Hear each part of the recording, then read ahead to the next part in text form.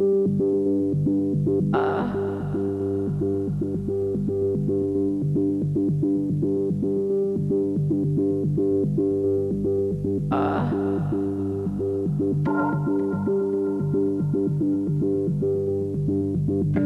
if I had researched it and I was comfortable with the organization, yes, I could consider adopting over the internet. The internet can only give you information. It's what you do with the information and how you process it and how you handle it. I wouldn't consider adopting a child over the internet because you don't know who's actually selling the child or where it's coming from. If I went on to whatever the service is online with adoption to go through the picture page and see like 10 children, and then you could make contact with the agency face-to-face, voice-to-voice, and arrange for the meeting with the children. I mean, that could be a viable option. I can understand that. The immediacy of the internet has kind of attracted the people who don't want to go through the adoption agencies and who don't want to wait and belabor the whole adoption process and kind of expedite that process. So they try to use the internet as a way to quicken the pace. It's a tool, and you use the tool to make life better for anyone who can have a better life.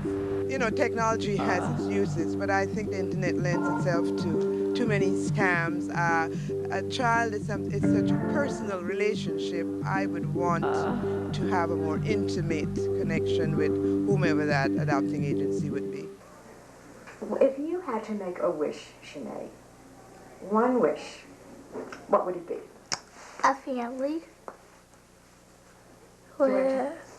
with a sister in it, and my mom and dad.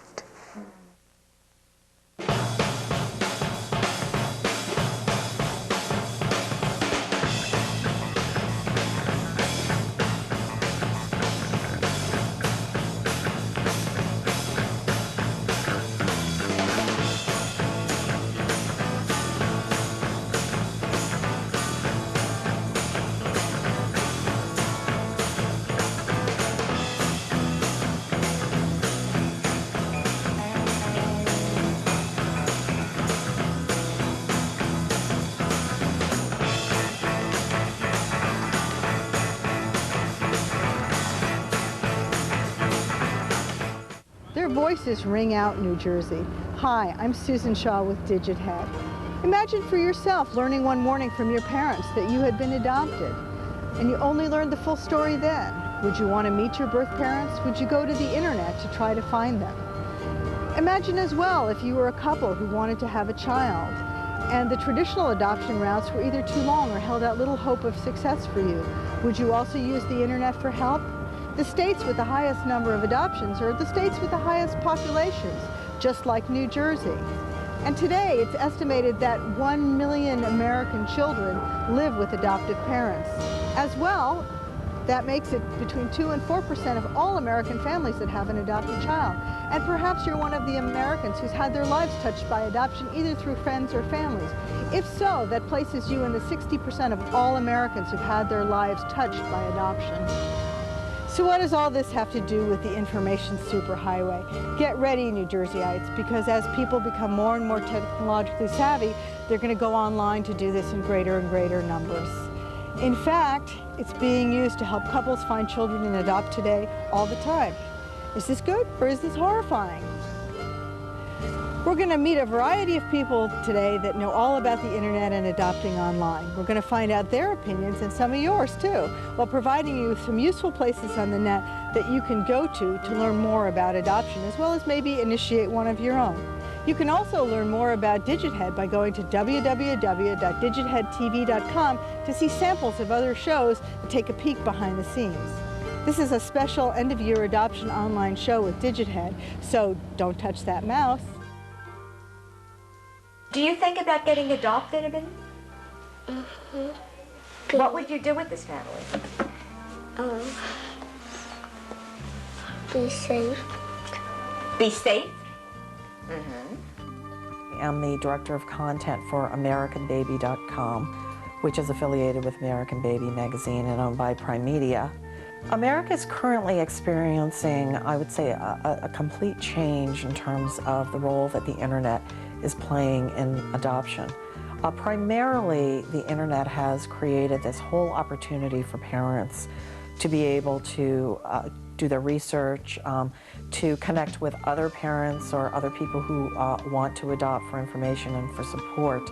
But it really has opened up adoption and demystified it and made the acquisition of information so much easier for parents. Well, we're April and Richard Montero. We're here today to talk about our experience of adopting a child and using the internet as a communication vehicle. Use it as a resource to just, pull together lots of information so we can make an informed decision. Just as you've seen like this boom in sort of matchmaking services, etc., parents who are seeking to adopt will often turn to the internet to try to connect with birth parents when they want to adopt domestically.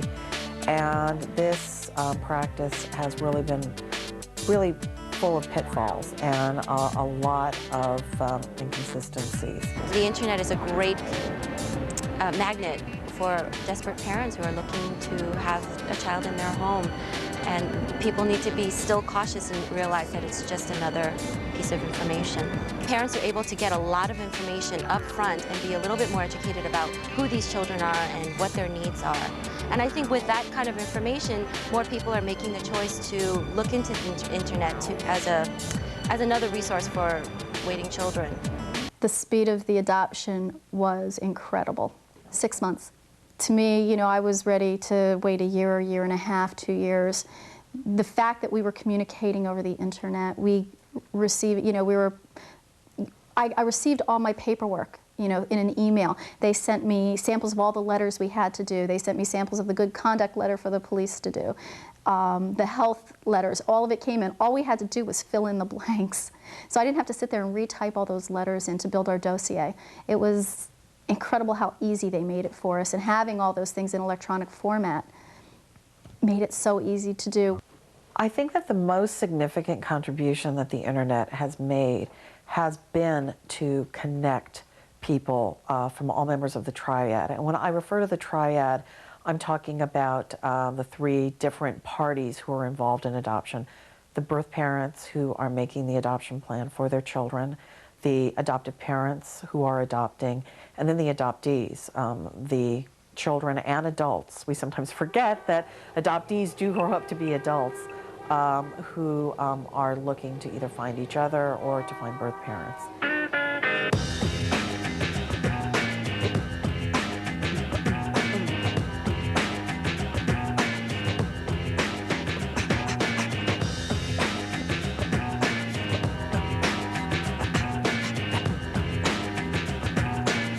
So, what I wanted to do is maybe walk a little bit and talk about your personal site. You have a very interesting site called Jimmy Sweet Everything. So, what is the impetus for the site, and why did you make the site? And the site was originally just a repository of all things Jimmy. I was adopted in 1975, and this past summer I went to Vietnam with an organization in Minnesota, where we visited 3 different actually they're not adoption agencies, they're orphanages in Vietnam. We did things like planted mango trees, and we painted stairs, and we painted doorways, and we played with children. I mean, we're talking about kids who have never had a Coca-Cola, have never seen a movie, have never been able to eat until they were full. I had to share it, and I had to get my pictures out there and show people that there are these absolutely adorable children who have absolutely no chance of ever being adopted. And I think it sort of answered the question that I've always had, which is, why was I adopted? And it became very clear to me that the reason I was adopted was to help the kids that would not be adopted.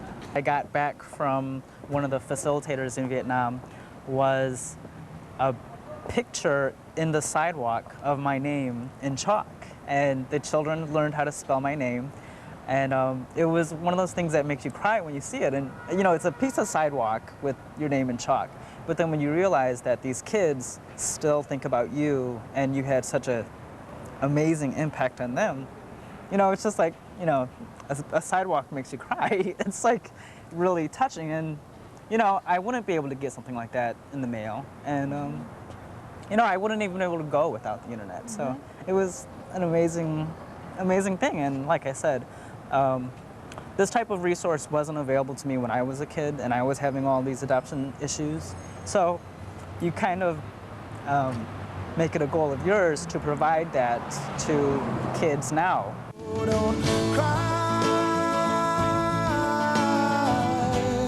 not alone. Don't cry tonight, my baby.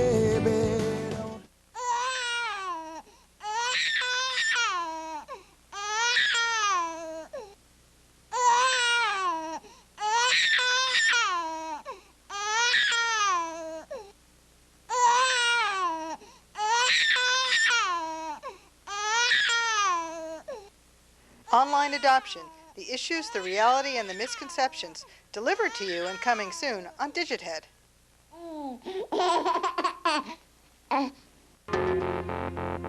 You only see what your eyes want to see. How can life be what you want it to be? You're frozen when your heart's not open. You're so consumed with how much you get. You waste your time with hate and regret. You're broken when your heart's not open.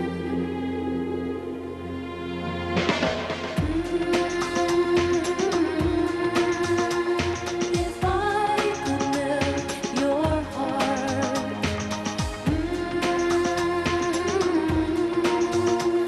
we'd never be apart.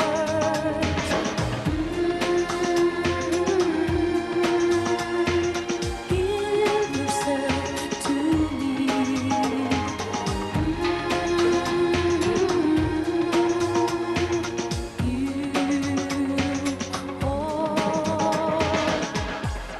The key.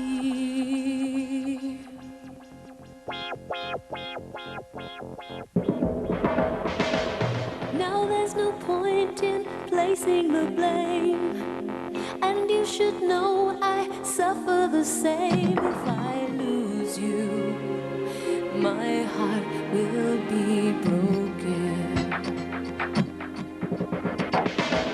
Love is a bird, she needs to fly.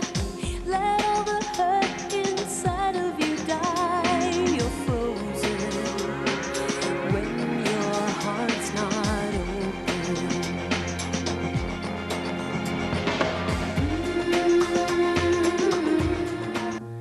All I ever wanted, all I ever needed is here in my arms.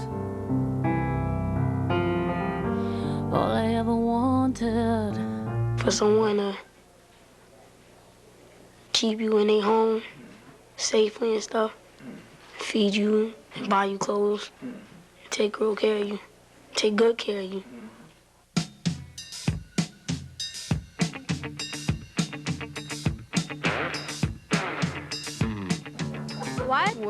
Why? How do you? Where can I find?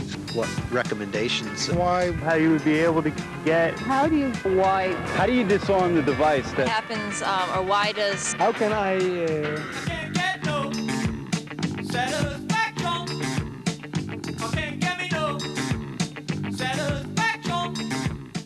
I'm just eager to see virtual reality on the internet, and I'm wondering when is it going to really hit the public. Well, I think we're at least 6 to 8 years away from having virtual reality hit the internet. It is a bandwidth issue that you need a lot more bandwidth to use virtual reality. There are amazing things being done today in sports where they're using that to help players work, as well as there are incredible things being done in medicine. And in fact, I think recently someone actually did surgery using virtual reality where they operated on a patient that was in a different location. So we are some time away, but I think we'll get there. So thank you very much. You're welcome. How do you find a topic that you're looking on, but you don't know what website to look under? Well, it's the same second thing you do is you use a search engine. So when you want to try to find a topic or something you're interested in, it's like being a detective. So what you do is you go to the search engine and then you type in all kinds of keywords that are about the subject you're interested in. So for instance, if you were interested in learning to bake an apple pie, you might type in baking, you might type in apple, and you might type in pie, and you might type in cooking or any number of other things that would help you find an apple pie recipe. As well, if you remembered the names of anybody who wrote cookbooks like Betty Crocker, you could type that in too. How do you verify the validity of the information that the children have pulled up on websites as they've been linked and linked and linked and linked? At the end, you may not know where they are, and where do you go to verify that information? The important thing is when you're going from site to site is for the parents to take a look, because there is no actual way to verify information that you're getting on the internet. Sometimes you get good information, sometimes you get information that's not so good. As well, there's some confusion about sites. For instance, whitehouse.gov and whitehouse.com are very different. Whitehouse.gov is, of course, the U.S. White House. Whitehouse.com is a site you probably wouldn't want your children to see.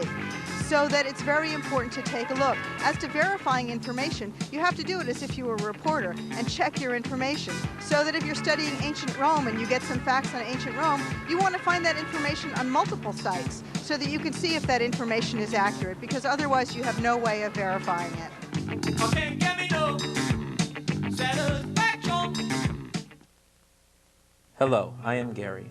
I have known that I have been adopted all my life, but I started looking when I was 18 years old. Throughout my search, I found little info up to the last 3 years when I got on the computer. I was looking for my void in my life, not knowing my medical or family history. Now I am 37 years old, and for the last 3 years, I have been on the computer and got help mentally and emotionally. This August, I am going to meet my birth mother for the first time in New Jersey. Then next year, I am going to fly down to see my birth father in Texas. I have a lot to catch up with, and on the computer, I get mail from everyone, and now we are in contact. It is not the same as in person, but it is a start to finding my history. When we were young and truth was paramount, we were older then, and we lived a life without any doubt. Those memories, they seem so long ago. I was born in Canada. My mother was English, so her background is in England, and I live in America. I knew I was adopted all my life. It wasn't a big deal. But then once you start thinking of doing it, and that there's a birth mother who I never even knew the term, you know, a birth mother, an adoptee, I became an adoptee. And it's weird, as an adult, all of a sudden you have this whole other side of you never even thought of. Because of the internet, I was able to get the information in a day, which would have taken months. You know, there's other people involved with this, and I don't agree with, that's why I suggest you should be connected to a group, because you just don't pick up a phone and say, hi, here I am 40 years later. Like, you need to respect the other person. It's not something you need to talk about until you find out what's at the end of the tunnel. And then I think you should talk about it, because we need all the stories, good and bad. Let me be your hero.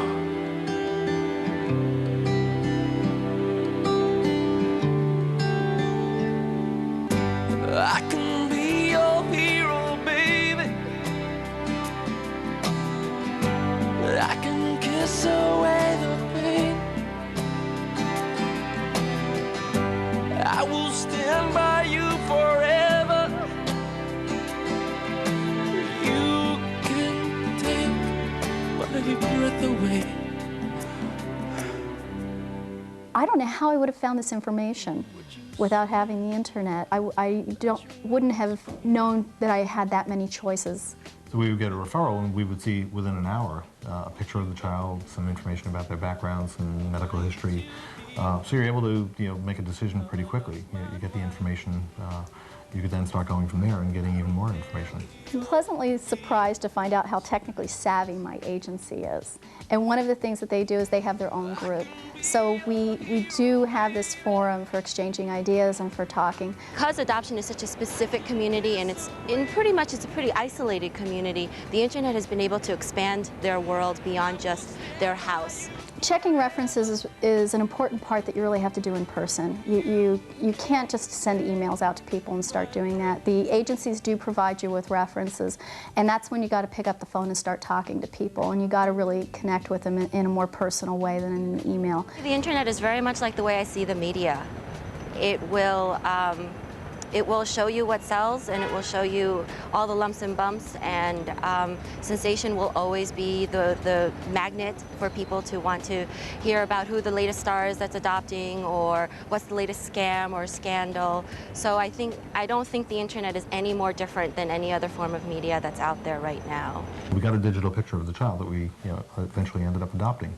And because we had built this community with people who were going there as part of the agency and going and visiting the orphanage, we could quickly send them the picture and say, did you see this child when you were there? And if so, describe a little bit about his or her character and tell us, were they engaging with the children? Did they stand in the corner and, did you see any emotional problems or anything like that? So you were able to do that very quickly. And if you didn't have a digital medium to do that, you wouldn't be able to do that, so you'd take an even greater leap of faith. We received 5 digital pictures of our child from the time that we got our referral till we actually traveled while we were waiting for Cambodian government approval. We had 5 different pictures, several from our agency. It was like, they could feed us a new picture every couple of weeks. Another family went over and she sent me in the mail 5 or 6 regular pictures.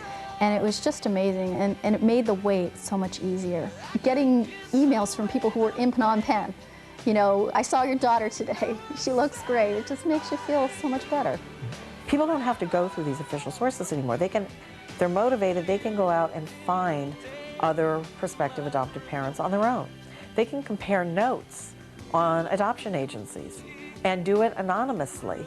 They can email each other privately and share, war stories, or agencies that do a good job can actually get some very good press out there by word of mouth. I think that if we really believe that adoption is a lifelong journey, then we will take more priority in making sure that we all stay connected even after the event of the adoption. And I think more and more families are being educated about that at the agency level. More agencies are being more conscientious about being a full-service organization, and using the internet as another medium in which to keep the families connected, and instead of just mailing lists and fundraising requests, but keeping them connected, up to date on what's going on at the agency level, as well as what's going on in adoption. What are parents asking about? What are kids asking for?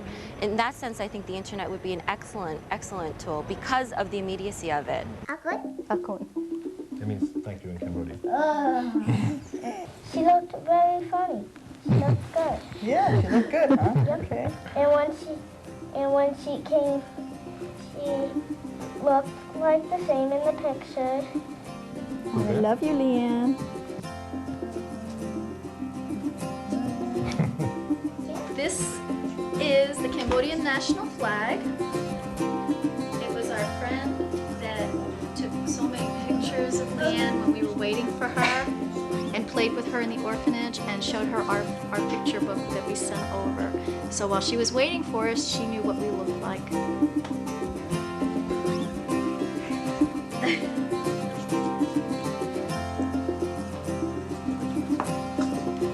Should we fold it up nice and neat?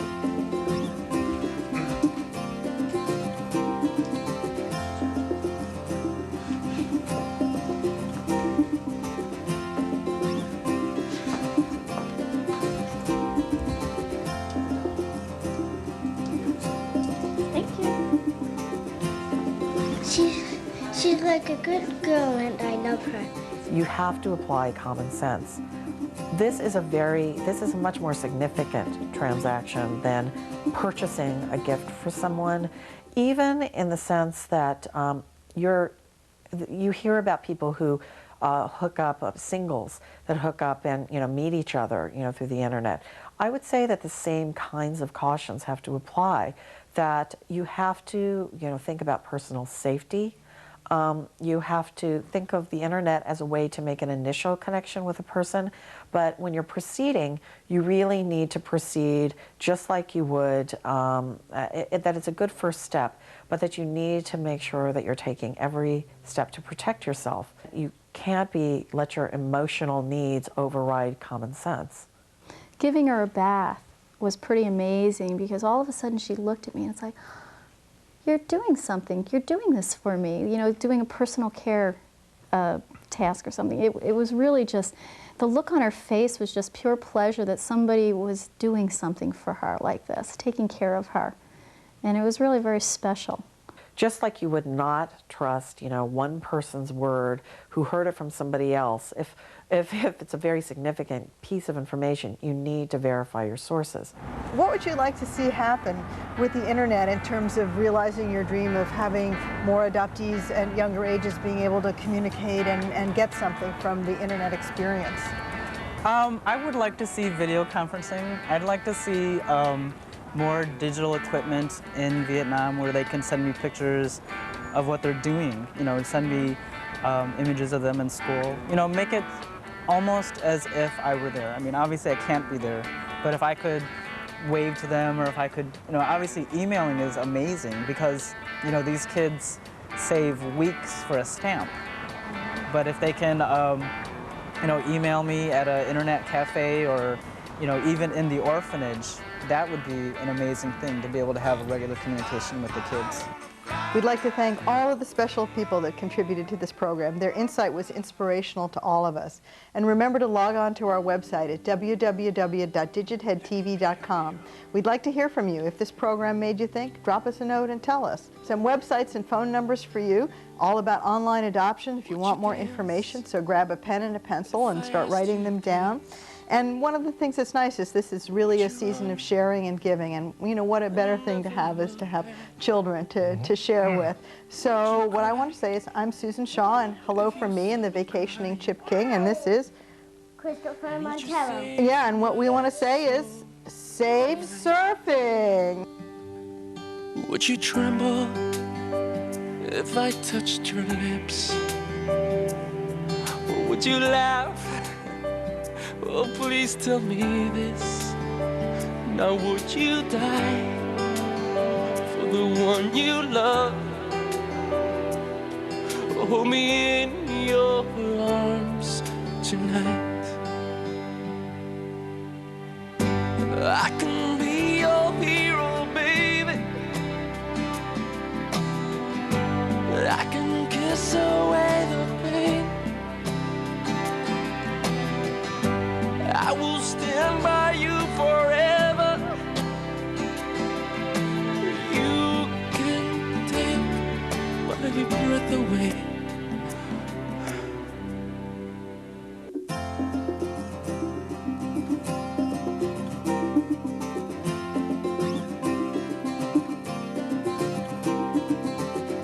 Galileo's head was on the block. Galileo.